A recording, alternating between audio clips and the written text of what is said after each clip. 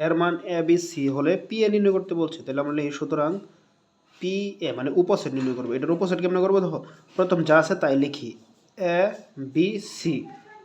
আমরা জানি এখানে 3টা থাকলে 2-এর উপরে আমরা 3 দিব, 2-এর উপরে 3 দিলে কত হয় 8, তার মানে আমাদের উপাদান কয়টা হইব 8টা। তাহলে আমরা প্রথম পাইলাম কটা 3টা, যা আছে তাই। পরে আমরা লিখবো 2টা করে এর সাথে বি,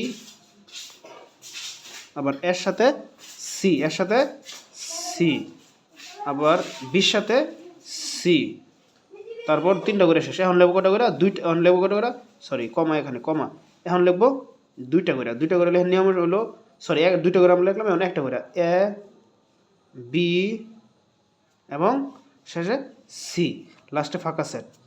তাহলে এটাই হলো আমাদের আনসার, অর্থাৎ 8টা হবে 1 2 3 4 5 6 7 8। তাহলে পি এর মান এ বি সি হলে পি এর মান হবে 8টা। বুঝতে পারছো এটা?